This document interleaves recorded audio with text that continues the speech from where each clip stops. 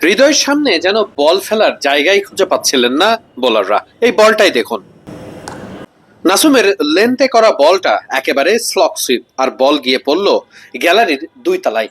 সেখান থেকে বল আনতে যেন খানিকটা সময় লাগবে বইকি, কিন্তু খেলা তখন থামিয়ে রাখার জো নেই। বল তখন খুঁজতে চলে গেছে, আর নতুন বল দিয়ে আবারও খেলা, আর সেই বলেই আবারও চার্জ করে বসলেন তৌহিদ হৃদয়, যেন কোনো ছাড় নেই। মিরপুর শেরেবাংলা জাতীয় স্টেডিয়ামে ভারতের বিপক্ষে টি-20 সিরিজকে কেন্দ্র করে সাদা বলের ক্রিকেটারদের নিয়ে আলাদা করে অনুশীলন, আর সেই জায়গাটাতে তৌহিদ হৃদয় বল বারবারই এভাবে গ্যালারিতে পাঠিয়েছেন। গ্যালারি থেকে ততক্ষণে মাঠের স্টাফরা বল খুঁজতেই ব্যস্ত।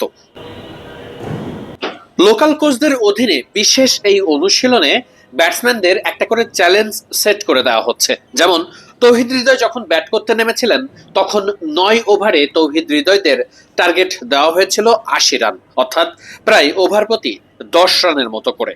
তৌহিদ হৃদয় সেটা কমপ্লিট করেছেন 8 ওভারের একটু বেশি সময় নিয়ে। অর্থাৎ তৌহিদ হৃদয় নিজে যখন উইকেটে থাকেন, তখন যে কোনো ধরনের উইকেটে যে ওভার প্রতি 10 রান নেওয়াটা খুবই সহজ, সেটা প্রমাণিত।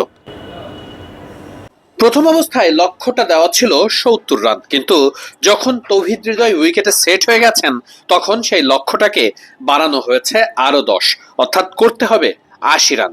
তৌহিদ হৃদয় সেটাকে অ্যাকসেপ্ট করেছেন।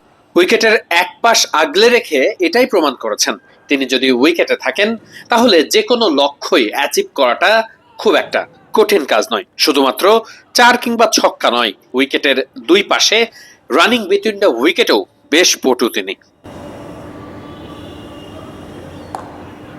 তানজিম সাকিবের স্লোয়ার করা এই বলটা ঠিক যেভাবে জায়গা বানিয়ে তৌহিদ হৃদয় একেবারে স্কয়ার লেগ অঞ্চলে দারুণ একটা ছক্কা হাঁকালেন, তা রীতিমতো চোখে লেগে থাকার মতো। স্পিনারদের এতটুকু সুযোগ দেননি। যখনই কোনো বল চার্জ করার মতো কিংবা আক্রমণ করার মতো মনে হয়েছে, সেটাকেই বাউন্ডারি আদায় করার চেষ্টা করেছেন, যাকে বলে টিপিক্যাল তৌহিদ হৃদয়। ভারতের বিপক্ষে টি-20 সিরিজে বাংলাদেশ দলকে ভালো করতে হলে খুব সুনিশ্চিতভাবেই তৌহিদ হৃদয়কে ভালো করতে হবে। আর তাই তো মিডল অর্ডারে তৌহিদ হৃদয় যাতে ভালো করতে পারেন, সেই প্রস্তুতির অংশ হিসাবে মিরপুরে চলছে বিশেষ অনুশীলন।